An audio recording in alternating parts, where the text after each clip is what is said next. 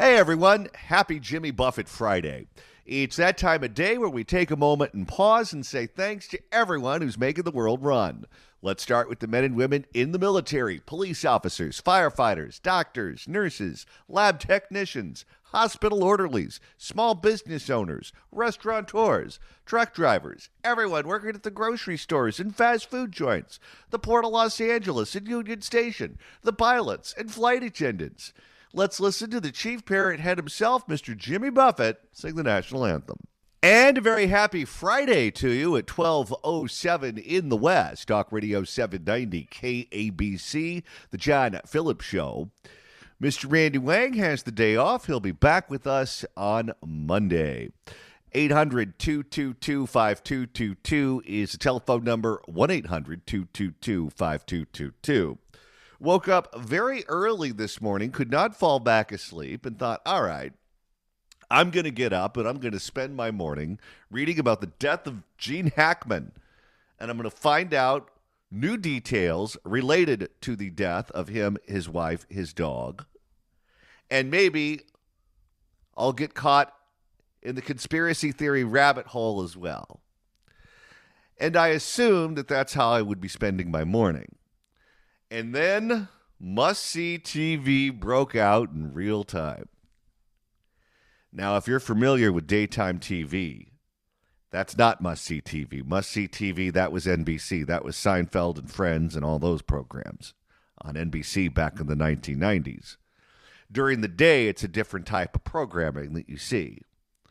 They are fond of the game shows, the soap operas, and the talk shows.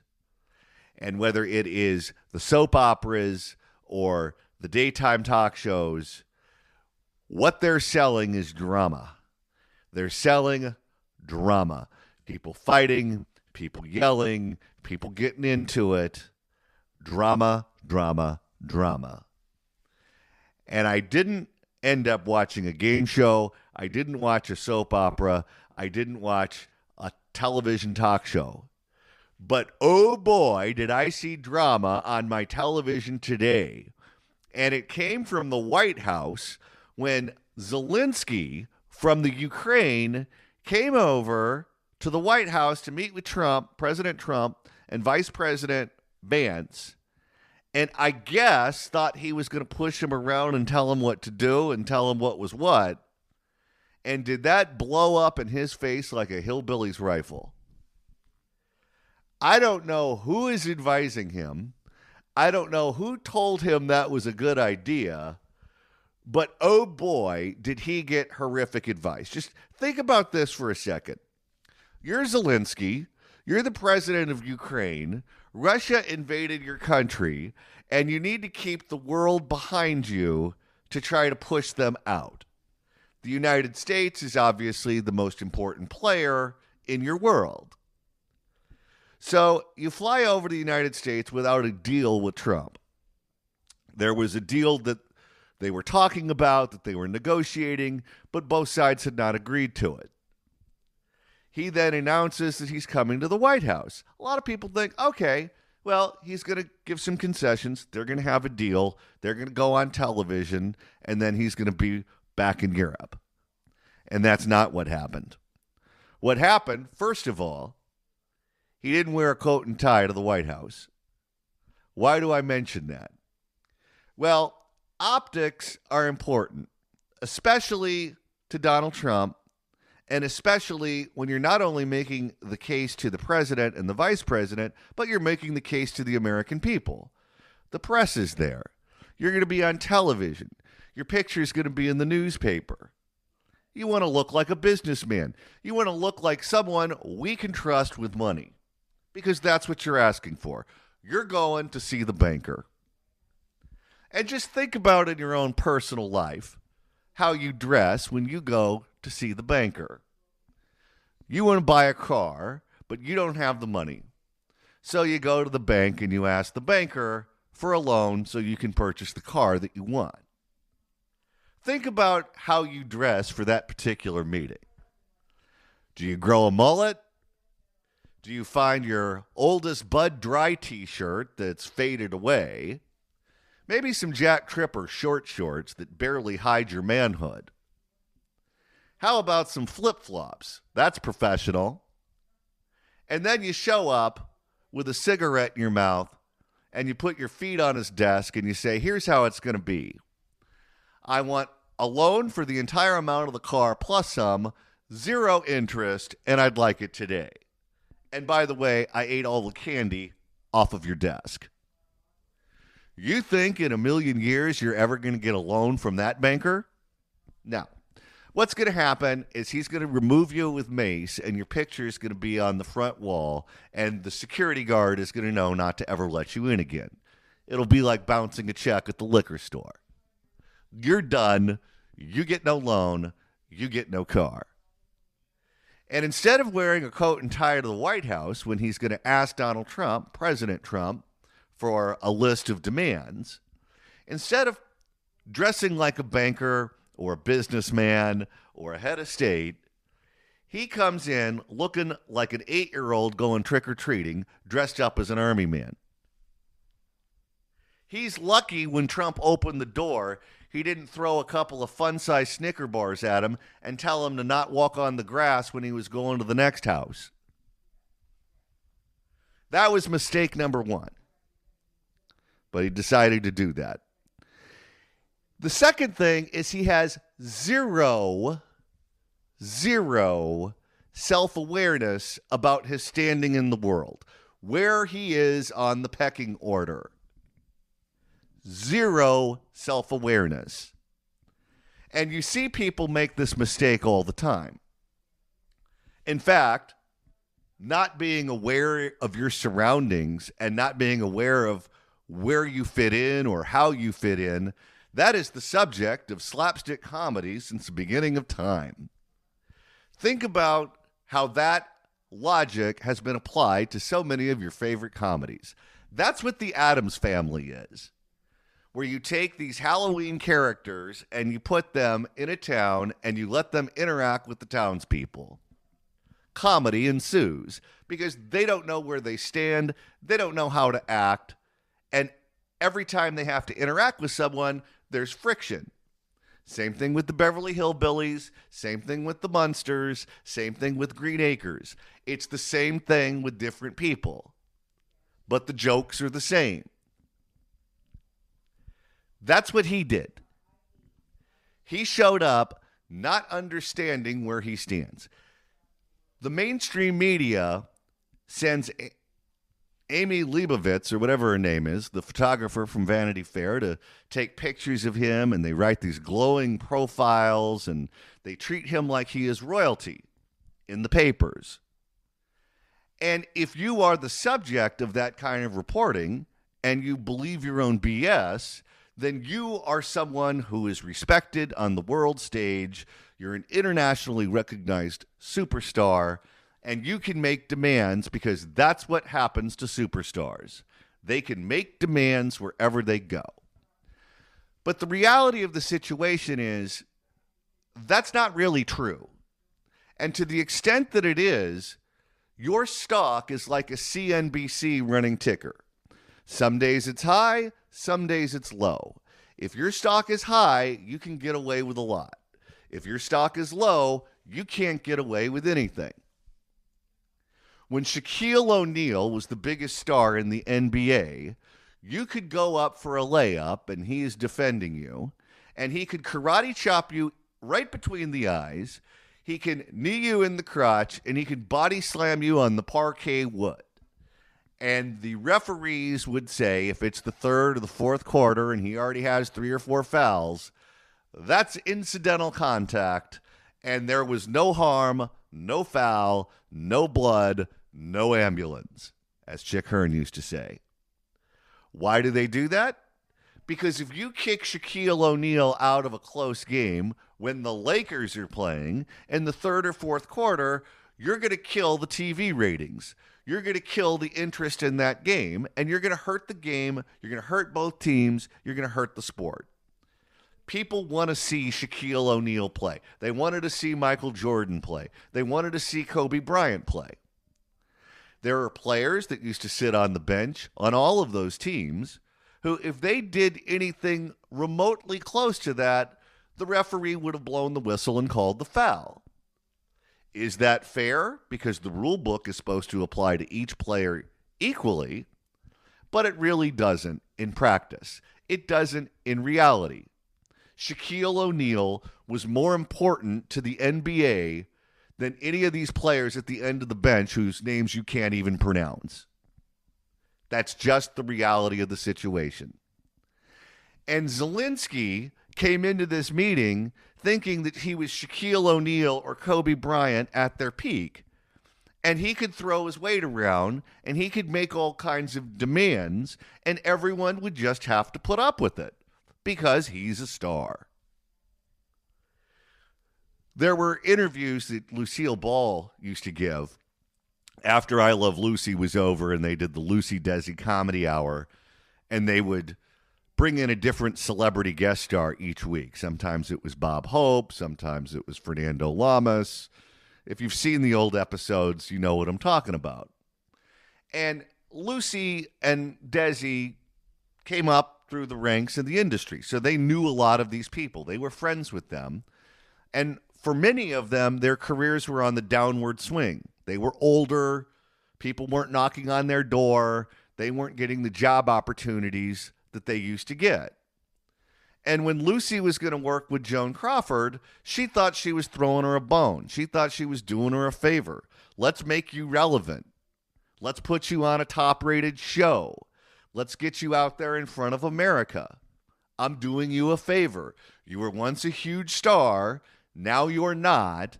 Let's try to get you out there and boost your name ID, get you booked on some of the talk shows to promote this. It'll be good for everyone. And then she showed up and acted like a diva. Made all kinds of demands, never showed up on time, was a pain in the ass on the set, and Lucy said, I'm never working with this woman again. More trouble than what it's worth.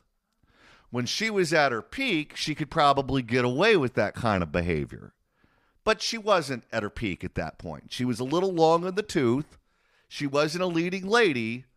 And you have to be nice to people. You have to say please. You have to say thank you. You have to show gratitude when someone is doing something for you. Because they don't have to do it for you. When you're a star and you're big and everyone needs you for something, everyone has to kiss your ass because they need you. Politics is about who gets what, when, where, how, and why. Every relationship is political. Every relationship. Your relationship with your children, your relationship with your spouse, your relationship with your neighbors, with your boss, within your church, within your office, within your government, whatever. Everything is political. Everything is who gets what, when, where, how, and why. And you can't maintain these relationships with people if you don't act appropriately. And if you can't get away with acting like a diva anymore for one reason or another, you better not act that way. And if you do, there will be consequences. And if you're very not aware of where you stand in the pecking order, and you throw your weight around thinking that you're still a star and will be treated that way, and the world starts slamming doors in your face, don't be surprised after it happens the 1100th time. That's what Zelensky figured out today. He figured out where he stands on the world pecking order, and he's either going to have to change how he makes the ask, or he's going to have to accept the fact that the answer more often than not is going to be no. Another thing he did today that is beyond my ability to comprehend is he showed up and he threatened Trump. He threatened him. He showed up to someone else's house and threatened him to try to manipulate him into giving him what he wanted. He said, if you don't give me what I'm asking for, Russia will be at your doorstep. Let me tell you, take Trump out of the equation here for a second. Someone who wrote a book about negotiations, the art of the deal. If you ever show up to any negotiation and you start threatening the other person, odds are that negotiation isn't going to go well. If you know anything about the person that you're negotiating with, and you know for a fact that they don't respond well to that, and you do it anyway, it's really not going to go well. Think about these negotiations from the point of view of Trump. Trump is a guy who ran on the platform of America first. He doesn't want to get involved in international conflicts. He doesn't want any wars popping up that are going to involve him. He doesn't want the financial obligation of financing a war. He wants to focus on what's going on back home. That's what he cares about. That's what he's interested in. That's what he's wanting to deliver to his voters, to his people. Anything that's dragging him outside of that into conflicts that he doesn't have an interest in, it's not something that he's going to be enthusiastic about. What Trump wants is he wants them to wind this down, and he doesn't care about the details. He wants it to wrap up. He wants it to end. And if you're Zelensky and you're saying to Trump, look, I want to prolong this so I can get more of what I want, and I want you to pay for it, you're not speaking his language. That's not what he wants to hear. And then when you get pushback, if you start threatening him and you start rolling your eyes at him and you start throwing a temper tantrum, he's really not going to respond well to that. If you're Zelensky and everyone in your country just saw what happened today on television, how do you go back home and tell the people that you were elected to represent that you're representing them well? How do you save face back at home? And the answer is you probably don't. There's a Democratic political consultant named Dan Turrentine, and he's always on with Mark Halperin. That's a online program where they talk about politics of the day. If you're a political junkie, it's worth checking out. Here is what he tweeted, Democratic political consultant, after today's meeting. Quote, "What is so bizarre about this Oval meeting is that all week the details of the deal were to be determined, I assumed. I assumed incorrectly, apparently, that if Zelensky was coming to sign it, he did so because he did not want the fight with his banker anymore, and he was going to throw Trump a bone, let him have his moment of victory. Instead, it appears he came to, quote, convince Trump he needs to provide a security guarantee. Whoever told Zelensky to come here and publicly challenge Trump in his own house should be fired. Hopefully not, but this may tragically be a public suicide for Ukraine," end quote. Zelensky came here and thought that he was going to push Trump around and get what he wanted out of the meeting. He ended up getting the exact opposite. What a mess. Whoever advised him is dumb. Whoever took the advice is dumber. I don't know what they were thinking, but oh boy, did they screw it up. If you'd like to weigh in on today's meeting between Ukrainian President Zelensky and President Trump, give us a call at 800-222-5222, 1-800-222-5222. Your call's coming up, but right now it's time for KABC Dependable Traffic. It's the John Phillips Show on Talk Radio 790 KABC. If you'd like to email the show, you can do so at johnnydon'tlikeshow@gmail.com. That's johnnydon'tlikeshow@gmail.com. And if you'd like to listen to the show all weekend long, all you have to do is subscribe to the podcast edition of the program on your handy-dandy iPhone. All the episodes will be downloaded to your phone automatically, and you can listen to me whenever and wherever you'd like. All right. If you'd like to weigh in on President Trump's meeting with Ukrainian President Zelensky from earlier today, I'd love to hear from you at 800-222-5222, 1-800-222-5222. Your calls coming up, but right now it's time for headlines. It's the John Phillips Show on this Jimmy Buffett Friday, Talk Radio 790 KABC. The Fix California Hour coming up after the news at 1. Former L.A. Councilman Dennis Zine joins us. Right now, we're taking your calls at 800-222-5222, 1-800-222-5222. What is your reaction to the meeting at the White House earlier today between Presidents Trump and Ukrainian President Zelensky? Let's begin with Stephen in Riverside. Stephen, hello. Hey, John. Thanks for taking my call. My comment is this. I loved Reagan. I love Trump. But I could never find anything that Trump did better than Reagan. After listening to this exchange, I have now found something that Trump is better at than Reagan was. Yeah, I mean, if you look at Reagan's time as president, the strategy that Trump used today is similar to what Reagan did with the Russians in Iceland when he walked away from the table during the SALT negotiations. With Trump walked away from the table today.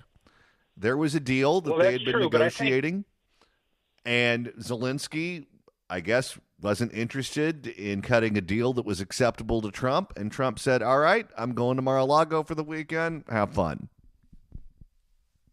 What Trump proved today was that America is no longer the husband with money that people marry while they take a lover on the side. He proved that America must be respected in order to get anything from us. Well, thank you so much for the call, sir. I appreciate it. Let's go to Ronnie in Seal Beach. Ronnie, hello. Hey, Johnny. How are you today? Good. So, John, this is serious because people are going to die as a result of this, thanks to that little midget from Ukraine. This guy, we've given him so much money, and he is an ungrateful little guy, and he just expects it now because Biden would just grab his ankles and spread his cheeks, but not Trump, see? And so he did himself a big disservice to him and his people today, and Trump won because he is a man of honor and courage, and he'll stand up to anybody. And now there's unfortunately going to be people, children, women, and people getting killed as a result of what happened today because of that little munchkin. He's an immature, greedy little man. We give him a lot of money, John, and he still wants more. How about America first? We need to help our own people first. Well, and this war has to end because what you're doing when you have a war going on between those two countries is you're taking your young men, because that's essentially who's in each military, and you're putting them through the meat grinder. For what? Whatever deal they end up cutting is going to be similar to the deal as it was when Biden was president, and it'll probably be similar if they don't cut a deal now to what it will be the next time it's offered a year from now, 2 years from now. Why take all of these innocent people and continue to put them in the meat grinder when you don't have to? It's stupid. That's true, John. A lot of people are going to get killed between now and the next meeting if there is another meeting. And if he was wise, he would at least just bite his tongue and do the right thing for his people, because now that shows how stupid Zelensky is. He's not a good negotiator at all. He showed it today. Thank you for the call, sir. Let's go to Sal in West Hollywood. Sal, hello. Hey, John. Thank you very much. Appreciate the forum. I think there's something that's been not remembered here. Zelensky is a B-level actor. If people remember, played a dark horse revolutionary that became president of a country on Ukrainian TV, and then was promoted by someone, I don't know, CIA, globalist, I don't know, and with that money became the real president of the Ukraine. Zelensky is backed by somebody. I believe it's the military-industrial complex. I don't believe that this guy cares one bit if Ukraine is destroyed or not. He's, with all the billions that we sent, he's stolen billions of dollars of our money, and his backers, the globalists or whoever they are telling him what to do. So whatever happens, he's going to just disappear, and he doesn't care. This guy is taking direction from somebody, because he's not smart enough to do something this stupid. I think we're giving this guy too much credit for being just acting on his own. He is being promoted by somebody. And sadly, today, on a world in front of the world, our president and our vice president, they lost their cool a little bit. Yes, they're great negotiators, and you don't mess with them. But in that forum now, the press is going to go mad with this, and the military-industrial complex, I believe, wants to start World War III. So they can, blow up the munitions and create chaos. I hope that we can recoup this somehow. But we've got a guy, this puppet in Ukraine is he's a puppet. And, we have to look at it on a different light. Sorry for the long rant, but, I'll turn it over to you and let you get your thoughts. All right. Well, thank you for the call, sir. I appreciate it. Let's go to Jessica in Los Angeles. Jessica, hello. Yeah, I agree with all the callers I've heard today. I'm very sad. I feel horrible for the Ukrainian people. I really thought, well, he's just a 25-year-old guy before, But today, oh, my God, I finally seen an actual real two-bit Napoleon with no diplomatic skills whatsoever. A kid at a birthday party when they're 5 would have more skills than that, right? And it's terribly sad, but I wonder, is this a distraction from whatever happened to the Epstein list? Because it sure did change the subject, didn't it? It's disgusting. I can't. I agree with everyone that's called so far that it probably is something with the munitions companies and everything else, and Soros and whoever got to him, because it looked like he was going to behave himself, and then he turned out to be an absolute jerk. Well, and also, if the goal is to try to get as much of your country back as possible and to end the war, by going into the White House without a deal and thinking that you could make demands that the president would accept, the fact that that didn't happen and it didn't happen publicly on television, you weakened your hand of cards and you strengthened Russia's. Why in the world would you ever go in there and do that without knowing what the outcome would be before you even got on the plane? I also wondered, is he on medications of some kind? Because it was crazy. Or he's taking bad advice from somebody. Or he's on drugs, maybe. Who knows? He could be on medication. He's got plenty of reason to be with everything he's lived through in the last 3 years.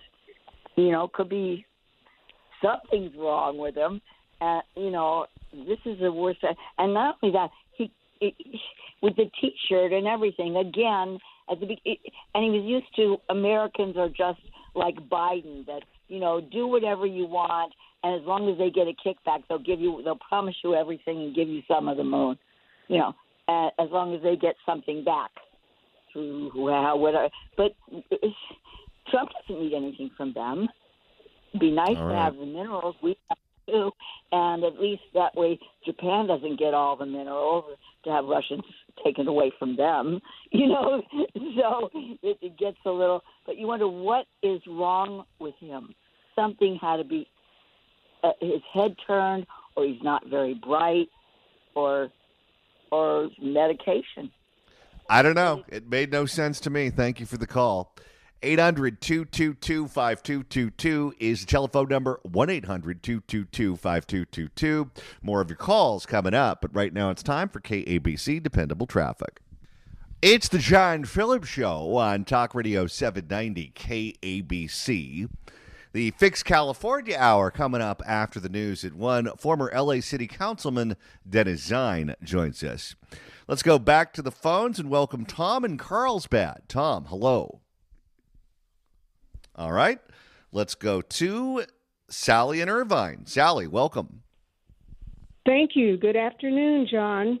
I agree with everything that you had to say, and I have a couple of comments. Number one, Zelensky wears that little marketing outfit that pleases all of the do-gooders of the world.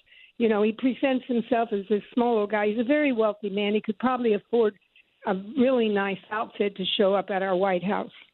The other thing, since so many of your good callers have really had some good points, I won't reiterate all of those. But I would like to ask you a question, and maybe I would like to start this movement that we ought to demand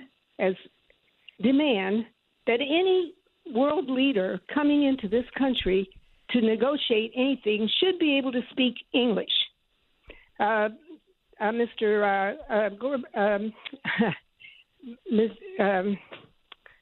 know who I mean. From Israel, he speaks good English. Netanyahu. Netanyahu, yes. I got a little nervous there. But and there's many others.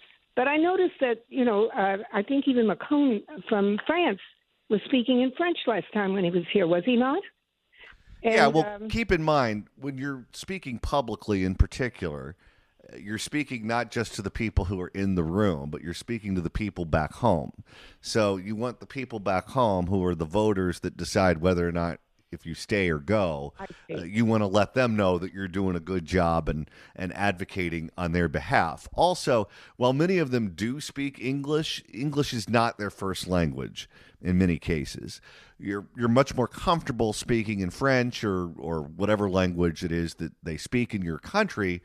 So if you're negotiating something that's very important, you probably want to negotiate it in a language that you know backwards and forwards, and not a language that may be your third or fourth language that you're not as comfortable with, especially when the stakes are so high. Thank you for the call. 800-222-5222. More of your calls coming up right here on Talk Radio 790 KABC.